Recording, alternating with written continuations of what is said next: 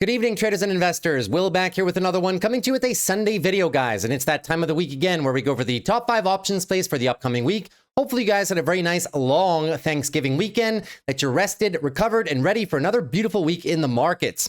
So in today's video, guys, keep in mind all of the options plays are going to be for selling options, more specifically for selling put options as part of the wheel strategy that we like to run on the channel. Why do I enjoy selling puts so much, and why do I do it with 80% of my trading capital in any given week? 3 very simple reasons, guys. Reason number 1, it's a very easy strategy to learn, manage, and then scale. The strategy is not very complicated whatsoever. It's very easy to learn and scale up or down depending on your account size. Number 2 reason why I love selling puts is because of the low time management. It only really takes about 15-20 minutes every single day.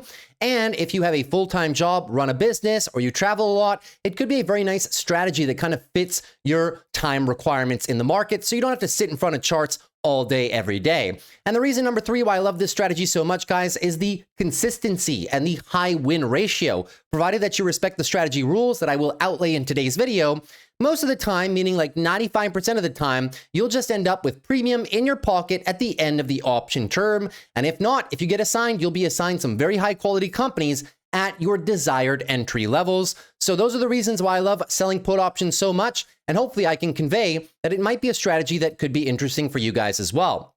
Now, in today's video, we have a couple things to take care of. Number 1, we'll be doing the outlook for the week. Where do we currently stand? We know that we're coming out of this very nasty downtrend from the month of November, and the bulls have had a very nice push through the Thanksgiving week last week. So where do we stand? Do we possibly have a risk of a short-term pullback before a new uptrend? What do we have in terms of macro this week that could impact some volatility, or could bring some volatility into the markets, rather? What do we have in terms of different earnings that we need to look out to, and other indicators such as momentum and such as market breadth? Just paint a picture of where we might be heading in terms of the indexes over this week as we start the month of December. Thereafter, guys, we will take a look at the strategy rules. I'll spend 1-2 minutes just showing you guys the strategy rules because, you know, when the markets are very volatile, we really need to employ a rules-based system to make sure that we're taking the highest quality trades possible. And then number 3 in the video, of course, is going to be the top 5 options plays. And as per usual, I always got some bonus plays for you guys at the end of the video. So I'll be showing you, once again, 10 bonus plays towards the end. So make sure you stick around to the end of the video. That being said, let's jump right into it. So number 1, the expectation for the week. So in terms of volatility catalysts, we do have a somewhat busy week in terms of news. Starting off tomorrow, we get Jerome Powell with a speech, not at 8 in the morning as this website shows right here, rather in the afternoon towards early evening. And essentially what he's going to be talking about is the end of the quantitative tightening cycle. That's going to be very good. It's a liquidity event for the markets, but the markets already know that. What the markets will be looking for is any indication or any hints at whether or not the Federal Reserve is going to cut interest rates in the next week meeting, not this week, the week after, on December the 10th. So Jerome Powell is going to talk a whole lot tomorrow about quantitative tightening, but if he mentions the status of the economy and the jobs market, we may be able to read between the lines and determine whether or not these 87% rate cut odds for the December 10th meeting are valid or whether or not they have to be revised. So that's going to be a big one. Other than that, you get a few other interesting elements, such as the manufacturing PMI tomorrow morning, and also several jobs reports this week. The ADP employment change coming in during the Wednesday session. And then, of course, we get the Challenger jobs report on Thursday. We know the market's been very laser focused on jobs recently, with good reason. It is arguably the weakest component of the balance of risks for the Fed, right? Of course, inflation is part number 1. The jobs market is part number 2. The Fed has stated previously that the risks now are towards the employment market, right? The labor market. So as a result, we need to be paying special attention to the jobs reports and less so towards the inflation reports, of which we do get one on the Friday session. We get the PCE results on the Friday. So a lot of the action will be happening early on in the week in terms of any volatility catalysts. Of course, if any of these are not well received by the markets, we could be heading down in terms of the early portion of the week, especially when we have such a nice rally going on here. These short-term conditions are slightly overbought on the hourly time frame RSI, as you can see, but we got a lot of nice support below us. So we might just be looking for the good old breakout, retest of level, and run. The reason that I say that as well, guys, is because we got a lot of breadth indicators that have significantly improved over the last 1 week of trading. In terms of the market breadth and momentum, you'll notice here that your percentage of stocks above their 20-day EMA is now really good at about 68% of all stocks. So you had a lot of short-term recovery in terms of the last week of trade. It definitely does show that market momentum and market breadth has now shifted from the bears towards the bulls. And that momentum, usually when it starts, it does tend to continue a little bit. Percentage of stocks above their 50-day EMA shows the same thing. We were very weak heading into the early portion of last week, right? Last Monday session. And now we've rallied significantly off the lows to where 50% of all stocks now are back above their 50-day EMA, which is a big institutional read for when the institutions tend to pivot from bearish to bullish once more. And the percentage of stocks above their 200-day EMA, we haven't really lost much ground, but it's nice to see that above 50% of the market is still above its long-term moving average. So short-term momentum does still favor the bulls in terms of those respects, right? Additionally, we have a few other breadth and momentum indicators that we can kind of take some guidance from. Here is number one. Well, that's not it. Number one is going to be the McClellan oscillator ratio. So you might remember I brought this one up about a week and a half ago when the markets were really plummeting, and we were seeing that in terms of the momentum measured by the McClellan oscillator. We were very low when the markets were dipping down to their own respective lows, which was right around this area down here on the S&P when it seemed as though the sky was falling.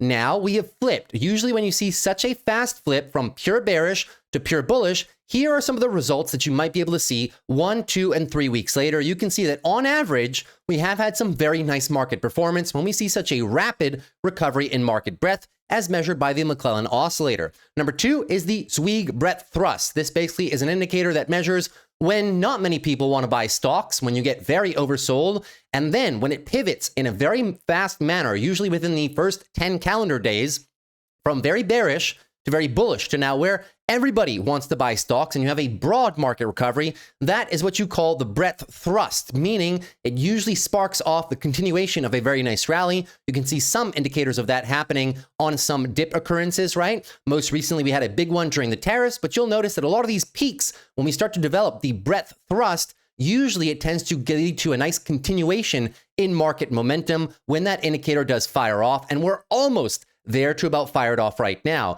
Additionally as well, we have one more right here, which is the MACD buy signal indicators right here, to where the MACD is starting to flip. So the good old MACD is something that we take a look at a lot on the charts, and you'll notice these are done doing daily indicators, right? The MACD on the SPY, after about a month of being bearish, is now flipping, but not only on the S&P, on several individual names as well. So the momentum in terms of your MACD indicator right here, as you can see, the few times that it's triggered in the past 2 years or so, usually it has led to a very nice rally continuation because of the accumulation in momentum overall. And now that we're just starting to cross over on the MACD signals, like I was saying, we could have some possible weakness early week for a bit of a breakout retest, but the direction, in my opinion, is definitely biased to the long side. Additionally, in terms of some news that we got over the weekend, we have the Black Friday sales, which kind of alleviates some pressure in terms of the consumer discretionary spending narrative.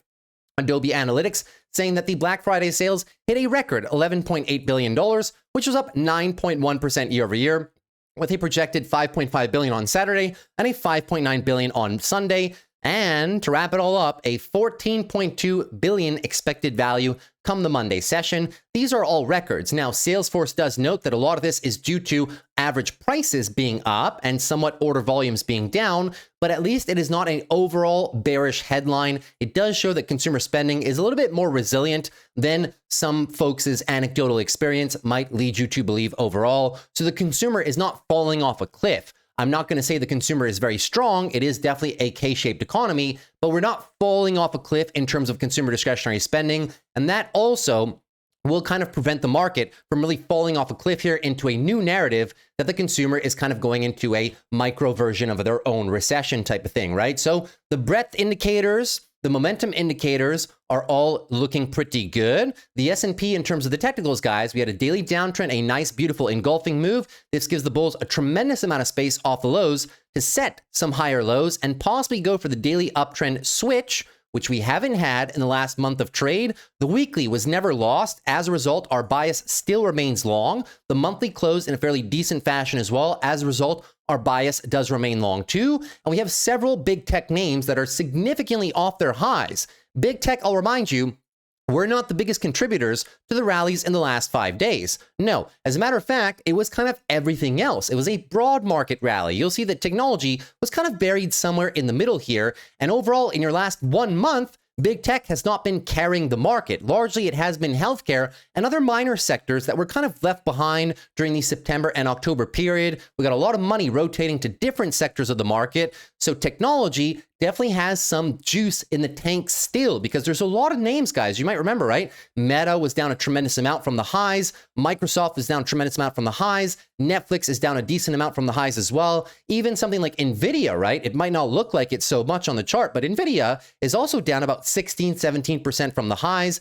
AMD down, Amazon down from their earnings highs. So you can see a bit more rotation and a bit more lift coming from some of the big tech names that have not gotten much love, meaning there is room for this market to improve, especially on the technology side overall. So the bias for the week, if we're looking to determine a bias from the momentum indicators, the Black Friday sales, and just the rotation in the markets, the bias would definitely be on a bullish leaning side rather than bearish. And as a result, I still do want to be selling some puts in the market, not on everything, still doing it on high quality companies that haven't ran a tremendous amount, that are still close to some support levels. So that is what I'll be doing for this week. And hopefully that was insightful for you guys as well. Now, always, right, we need to respect the strategy rules. And speaking about the strategy rules, here they are. Now, I used to go over these rules for about 10 minutes every video. I don't do that anymore. So please take a screenshot of the strategy rules. Every single one of these rules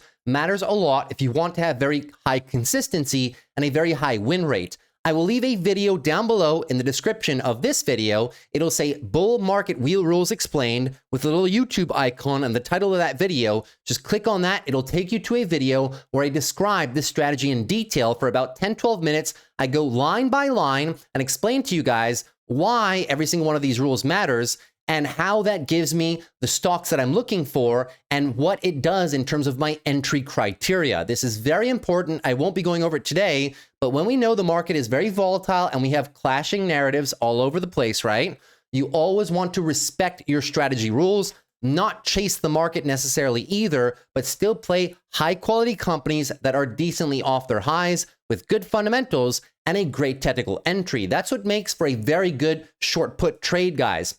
It's a coupling of two things, right? Number one, a good technical entry area, but number two, also a company that has very sound fundamentals. That's how you know that you're able to find some A-plus setups rather than just chasing everything willy-nilly and kind of not having much structure to your trades. You want to be able to replicate these trades and be very consistent with them overall. So definitely have a look at the video linked in the description of today's video if you're not familiar with these rules. But I know a lot of you guys that have been on this channel for a while, you guys probably know these rules like the back of your hand. So that being said, now let's jump into the top 5 options plays for the week, shall we?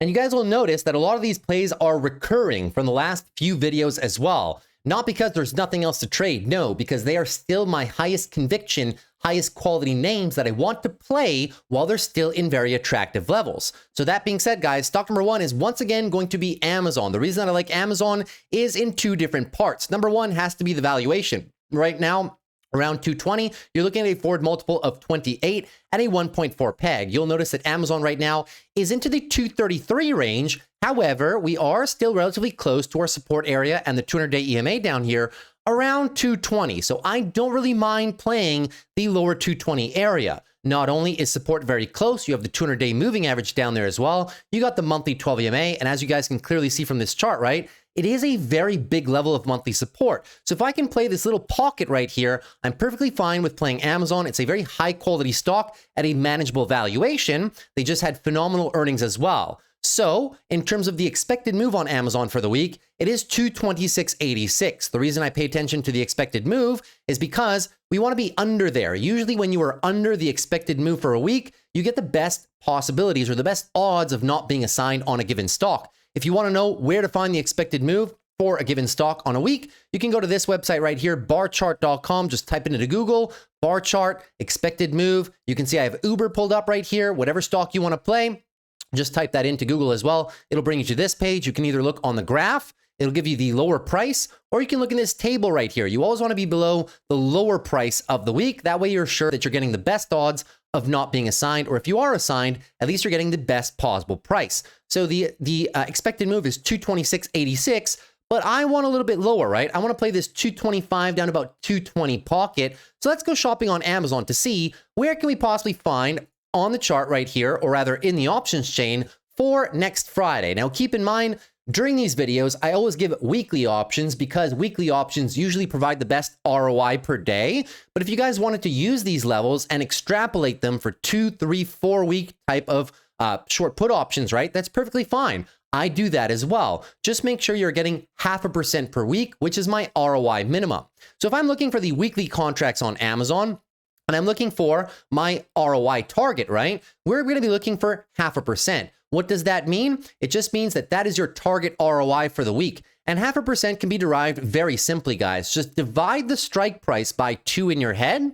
So like 225 right here divided by 2 is about $1.12, let's say, or 112.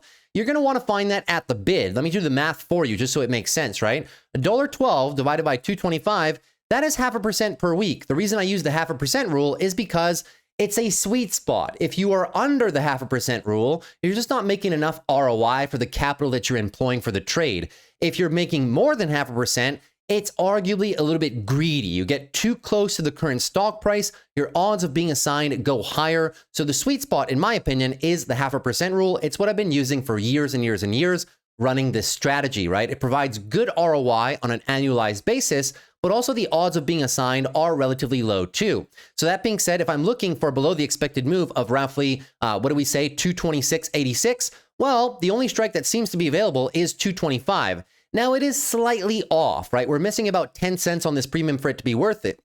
That being said, in the event that you get a slight pullback on Amazon, because Amazon's had a nice last week of trade, if you get an early pullback on the Monday session, right, you can see here the futures are roughly flat.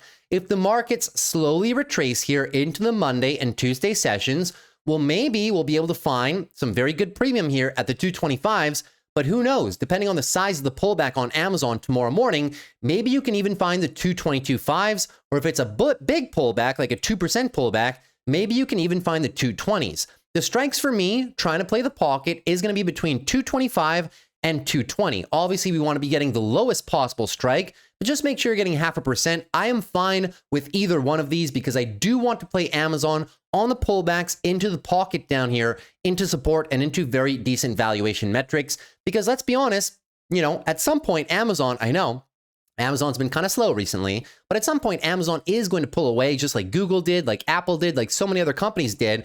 And we just won't be able to play Amazon on the wheel anymore. So I want to continuously be able to farm Amazon down here in the low 220 range when the technicals make sense and the fundamentals make sense too. That is stock number one. Stock number two is going to be another name that you guys know very well. It's going to be NVIDIA. So NVIDIA's come down decently here from the GTC Investor Conference highs. Daily downtrend right now. They had beautiful earnings, but still the market unwound them. The reason I like NVIDIA is two specific reasons. Number one, coming into support down here, 170 down to about 165. And that support culminates in the 200-day moving average as well. And the second reason that I like playing NVIDIA is the valuation. Right now at around 170, or 180, excuse me, it's pretty cheap. It's a forward multiple of 26. It's a PEG ratio of 1.15.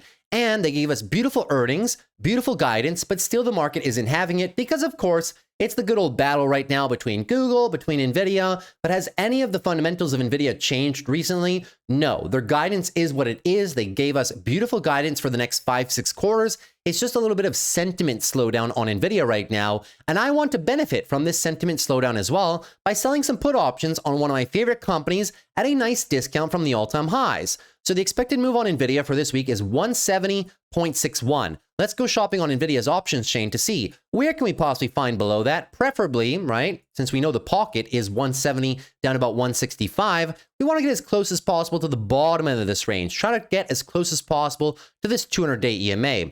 Good thing for us, NVIDIA has some pretty good volatility still, so we should be able to get some pretty decent strikes. So let's have a look right here for the Friday session, and we're going to be looking once again for 0.5%. So if I'm looking at the 170, 165 range, I want to find the strike that when I divide this by 2, right, 170 divided by 2 is roughly 85 cents. Where can I find roughly 85 cents? Well, you'll see here, I can find it at 167.5, which is pretty decent. It's below the expected move of 170.61. It is into our support area as well. However, if NVIDIA drops again on the Monday session, who knows? Maybe you can find an even better strike, such as the 165. So the 165 is not paying 0.5% just yet, but a little bit more of a dip. You definitely will find some premium down there. And who knows? Maybe you can even find it around 162. I would not mind any one of these three strikes, guys. 167 down to about 162.5. It's the same area that I want to play NVIDIA. Good valuation down there. Good technical area of pullback as well. So these are the strikes that I will be targeting for my desired trades over the course of this week. That is stock number 2. Stock number 3 is going to be another very strong player in the markets, and that is going to be Netflix. So the reason that I like Netflix is, well, 2 reasons specifically. Number 1, it is still 20% from the all-time highs. We have just pulled back into the 12 EMA as well, which historically, in the context of a bull market and expanding fundamentals, has usually been a pretty good time to start playing the wheel on this stock, right? And additionally, around the 105 area where we stand right now, the valuation is now more manageable than it was all the way up here at 130, 140. You're at a low 30s multiple, a 1.62 peg. So the valuation is good. The technicals also have shown quite a decent pullback. So this is the area that I do want to play it. But you might notice we don't really have much support down here. We have the 12 EMA, we have the pullback, we have the valuation, but we don't really have support. Support is kind of down here around $100, right? That being said, we can play this one in 2 parts, and I'll show you what I mean by that if we're looking to average in to a specific trade. So the expected move on Netflix this week is 104.74, these lows right there. Let's go see where we can get on NVIDIA. On Netflix, you want to try to get as close, guys, to the support pocket as possible. Call it about $100 is where the true support from the prior monthly candles actually starts, yeah?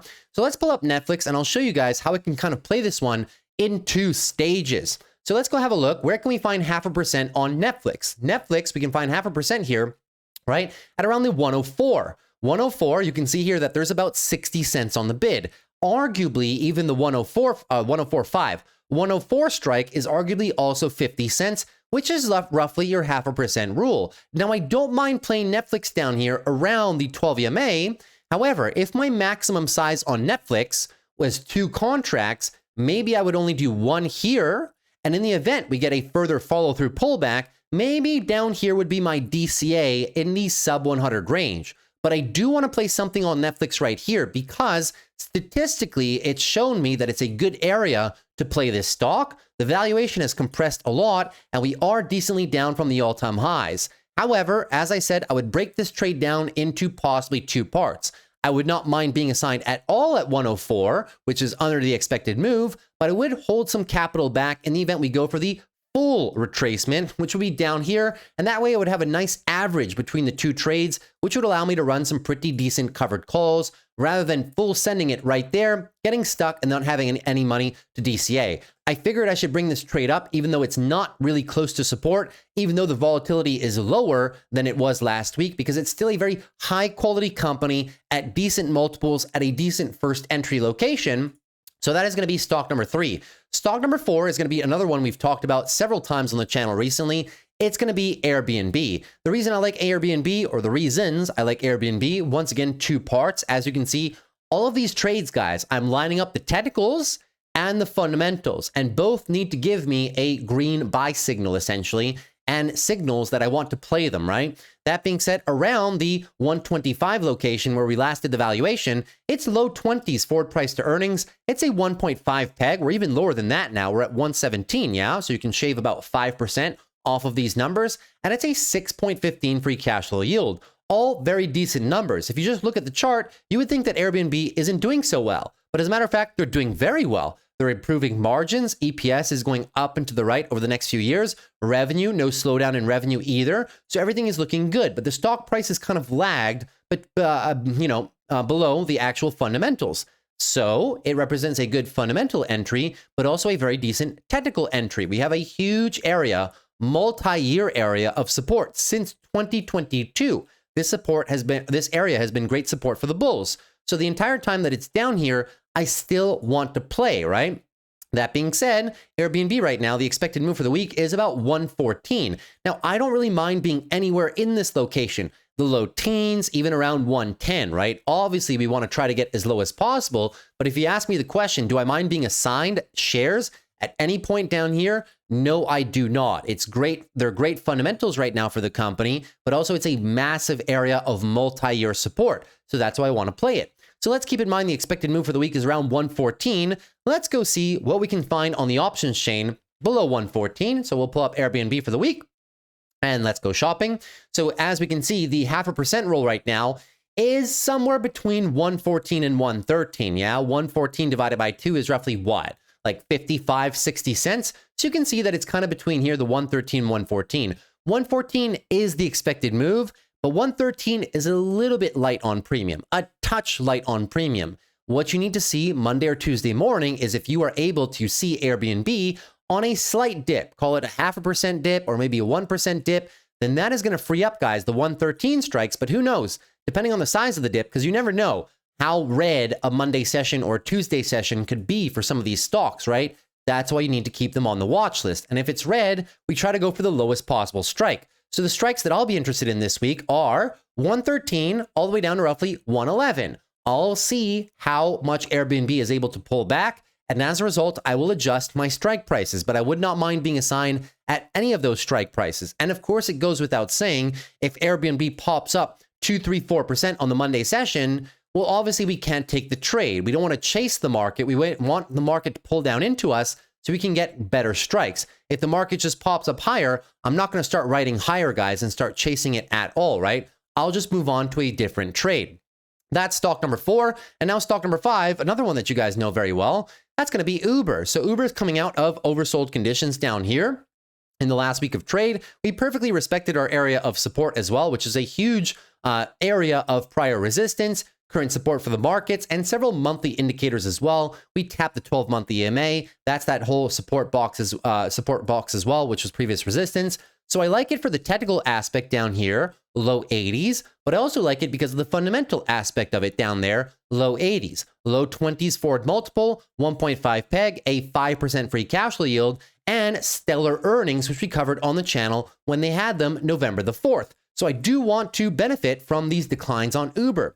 Now, Uber over the last 2 days has pulled up significantly higher. So the entire time that it's in or around this lower area, I want to keep playing it because if it just pulls up back here, we won't be able to play that anymore. So I want to play it down here as much and as frequently as possible. That being said, the expected move on Uber for this week is $85. So let's go shopping on the options chain and see, can we find some strikes below 85 bucks for the end of the week?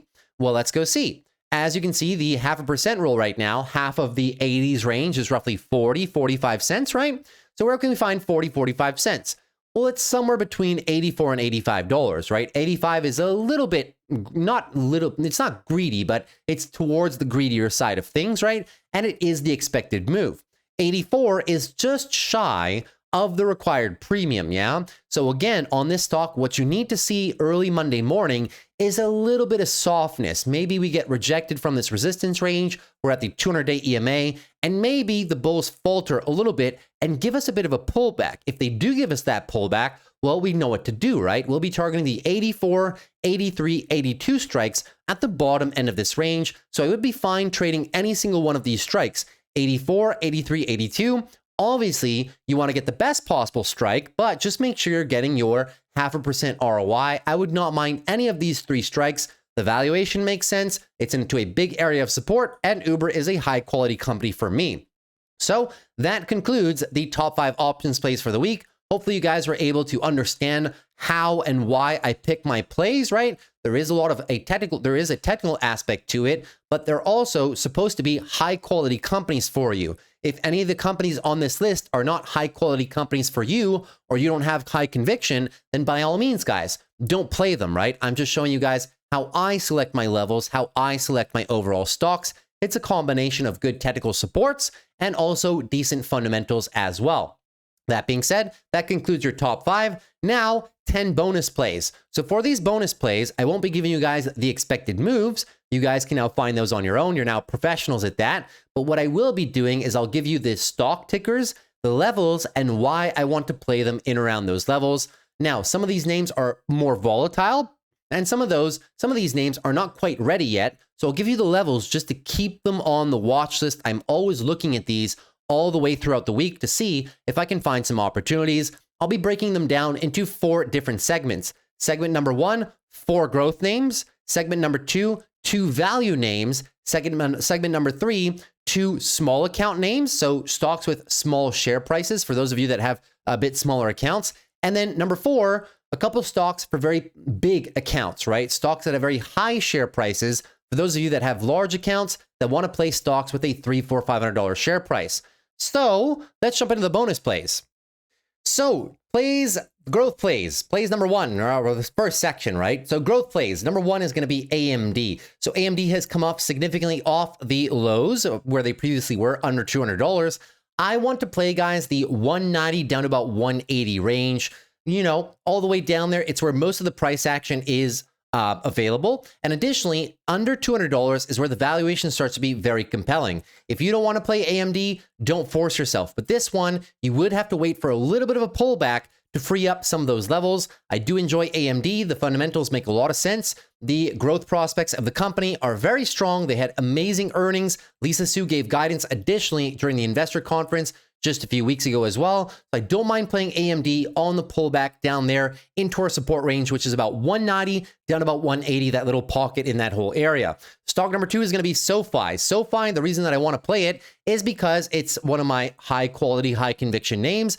Around the $27 mark where we just were, you're trading at a 1.1 forward peg, and you're trading at about a 7 forward price to sales, which is not that bad. However, we know that SoFi has pulled up a lot in the recent week. So do I want to chase it by selling puts right there? No. But if SoFi has a bit of a pullback with maybe the rest of the market early on in the week, I want to play the traditional area that I have been playing on SoFi for the past few months, which is 25 down to 22. It's not ready just yet, but keep it on the watch list. If you do a pullback right here, you will see me playing this one quite frequently, 25 down to about 22, which of course are the previous highs from 2021 and our most recent relevant areas of support. So that's where I want to play it, 25 down to about 22. Stock number 3 is going to be HIMS. Now, HIMS is a very polarizing stock. You either love it or you hate it, but I figured I should give you guys the opportunity anyways. The area that I enjoy playing HIMS, guys, is down here. Call it about 35 down to about 30 bucks.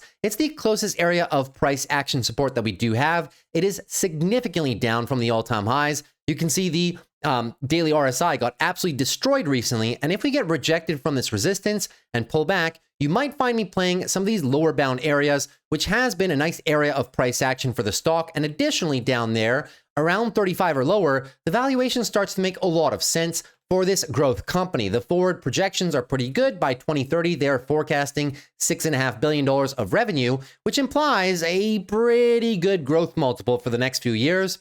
Around 35, they're trading for a 1.5 peg and a 3 price to sales. So just something to keep on your watch list if you are a fan of HIMS. If it pulls down there and you want to play the stock in the lower 30s region, that's what I would be doing. And stock number 4 is going to be Affirm. So Affirm, buy now, pay later, arguably my favorite buy now, pay later company of them all, because they have the best fundamentals out of all the players. We covered their earnings on November the 6th. They smashed it out of the park again. Very low delinquency rates for this company and very strong active user growth rates too. That being said, I enjoy Affirm down here in the whole mid 60s pocket. It's around the 200-day EMA.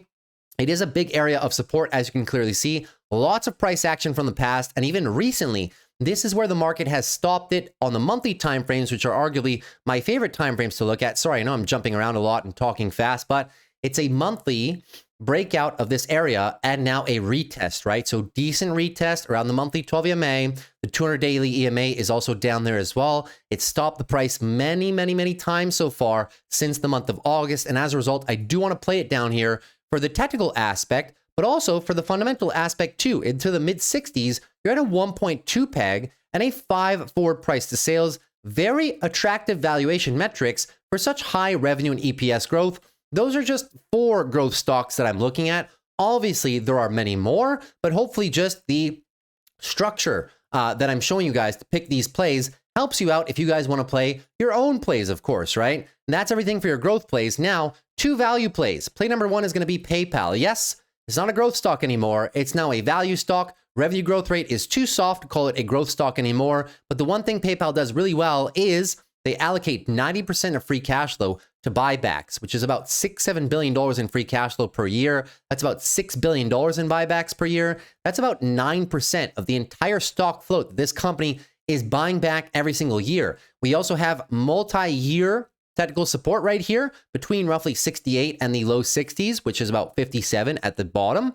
And additionally, into the low 60 area, you're trading at 11 forward price to earnings, guys, and an under 1 peg, which is very cheap right now at 62 bucks. I do not mind playing PayPal here. I would not mind getting assigned. I think a lot of the stock has been de-risked at this point in time. So if I'm just looking for something to play, you know, in the whole $6,000 per 100 share range, this is not a bad play. At least you know you're not overpaying for this company overall. And they have been improving their, their margin metrics as well. And the business is doing quite well, despite what the sentiment on the chart could be showing you. And value play number 2 is going to be another one that you guys know very well. It is going to be Nike. So the reasons that I like Nike is multi-year support area. This is support, guys, from 2015 through 2017. A destroyed level on Nike, of course. And we did have a nice pullback into this area recently. And the area that I don't mind playing on Nike, guys, is 60s down into the 50 range. I feel that I'm getting good value down there. At $71 already, the valuation was somewhat compelling, around a 1 peg and around a 2 forward price to sales with an okay free cash flow yield. We are now 10% lower than that. And if you do drop into the lower 60s, you'll be another 5% lower than we are right now. The valuation becomes quite compelling. The technicals also become quite compelling, but I understand it is a recovery story. But if I'm looking for something, consumer discretionary with a good brand value behind it, I would not mind playing Nike down there in the lower 60s. So those are 2 value plays that I'm looking at in the near-term future. Now, 2 stocks for some small accounts. Number 1 is going to be dLocal, the fintech brand, right? So that being said, dLocal, the reason I like it, a couple different reasons. Number 1, technical support. Nice support right there. Resistance, and support again. This has been months of technical support at this point right now. You can see the bulls are defending this area really, really well. It's not that expensive of a stock to play. They just had earnings, and they did show pretty good earnings overall. Nice beat on EPS, nice beat on revenue, and the forward projections for the company look quite appealing, right? The analyst price targets are all above the current share price right now. If you take a look at EPS, it is moving up and to the right. The company is becoming progressively more profitable, and the revenue growth for this company definitely is appealing as well. So it has good fundamentals behind it, but the price has been suppressed for arguably the last 3 months. So I do not mind playing dLocal in this nice pocket of support down here.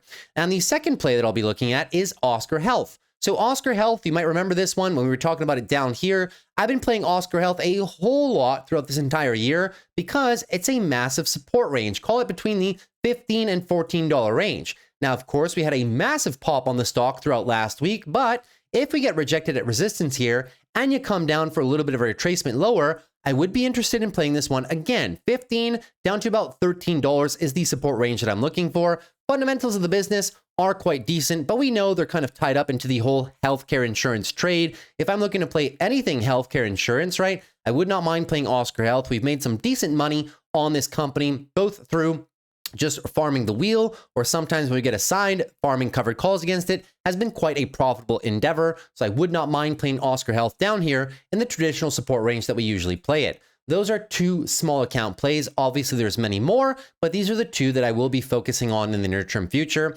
And last but not least, a couple plays for big accounts out there. Number 1, of course, we're going to talk about Visa again. This one has arguably been on the channel for literally the past 6-7 months. It's Visa. What more can you say, right? Super high quality company right now. Sure, right?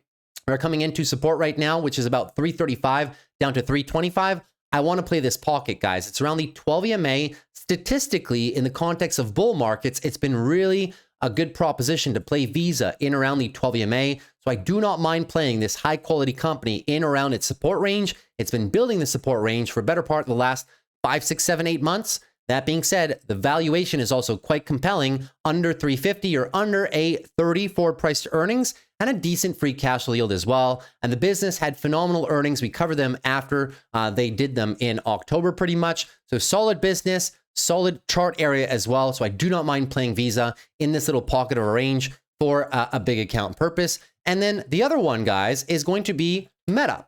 So Meta is very, well, it needs no introduction, right? But Meta obviously has come down a lot. Meta was previously in daily oversold conditions, of which, from where we just bounced rather, very solid bounce out of daily oversold conditions. But also keep in mind, this stock is still down from the highs 18%. At those lows, it was over 25% in the red, guys. The valuation around right now, 630, is quite decent. Low 20s multiple, a 1.63 peg. Sure, people are questioning the capex and expense ratios of the business right now, but I do not mind playing it down here at a cheaper valuation in the low 600s. Now, as a result, if Meta pulls back over the course of this week, lower 600s, high 500 for some short puts for a large account, not the worst deal in the market, guys. A pretty compelling deal, actually, in the market. Long-term fundamentals of Meta are still good, in my opinion. And you have a massive area of support here, which is between 600 and roughly 550. A lot of prior price action. Even some of the tariff events were down there as well. You're a good percentage from the all-time highs. The valuation makes sense fundamentally. And I do believe that the bulls will be able to build more of a base of support in the event that you start revisiting this area. So any pullback on Meta, I will be a very big fan of playing those pullback locations by selling puts on one of my favorite companies in the market overall. And that concludes all of the bonus plays as well. So hopefully you guys enjoyed today's video. I brought to you guys the top 5 options plays, which are all high quality companies, but also gave you guys 10 bonus plays to kind of be inspired from. But of course, if you have your own plays, well, just make sure that you're respecting some strategy rules that we also laid out in the videos, yeah? So that being said, that's everything I had for you guys today. If you enjoyed today's video, consider dropping a like. Would appreciate it for the growth of the channel. Consider subscribing to the channel if you're new as well. We do these videos every Sunday in preparation for the upcoming week. And last but not least, if you have any questions on the strategy or you want to share some plays that you're possibly playing on the wheel, definitely leave a comment down below. I love hearing from you guys in terms of your feedback or in terms of your trade ideas. So feel free to leave a comment down below and I'll get back to you as soon as possible. Usually I answer all the questions within the first day or two after the video is live.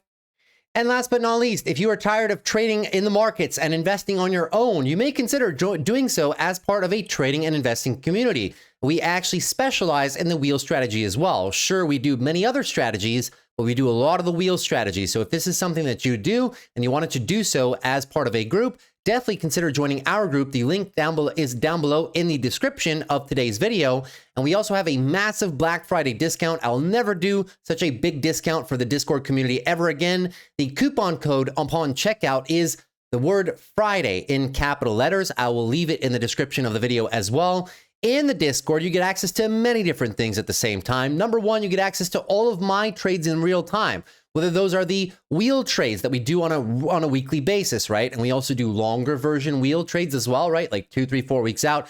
You get access to absolutely everything, whether it's the wheel trades, the leap call option trades, the call debit spread trades when I do them, the long-term portfolios that I do for my long-term portfolio, and everything in between. Whenever I do anything in the markets, guys, whether it's in my long-term portfolios or whether it's in my trading portfolios, you guys will get all of those trades in real time.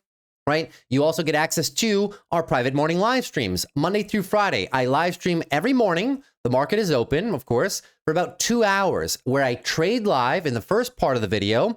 And thereafter, I take all your guys' questions on your stocks, your options, and your long-term portfolios. That is definitely the place to ask me about any option trades ideas or any stocks that you've been curious about. If you want my input and you want me to go through the technicals of a chart, the fundamentals of a business, the options trades that I would possibly that are maybe strategizing for option trades and things like that, it's the best place to possibly do so. Our members get really good value out of those live streams. If you can't be there, they are always recorded, and you can also ask me your questions in all of our relevant chat rooms all throughout the day, and I'm very fast to answer as well. You get access to our private video section too, where I have over 15 hours of educational content around trading strategies, such as other wheel trading strategies that I use in my accounts, and my leaps option strategy. So many of the trading strategies that I use in all my accounts are there. technical analysis videos, fundamental analysis videos, how to build a long-term portfolio, how to build up trading accounts depending on your risk tolerance.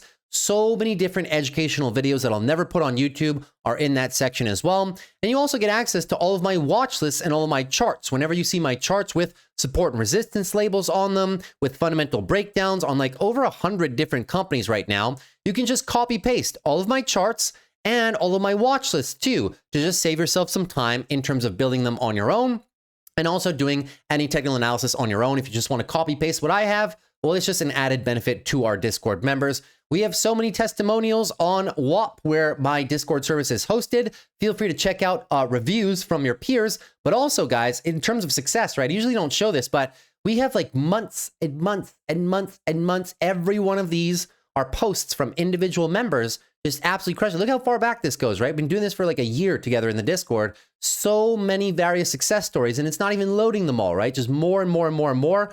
So take it from your peers. Don't take it from me. If you wanted to join our community, as I said, the link is down below in the video description. Just make sure you use the coupon code capital letters Friday upon checking out. And I hope to see some of you guys in there soon with us. And if not, I'll see you all back here on the channel. Take care. Have a good week in the markets. That's it for me. Peace.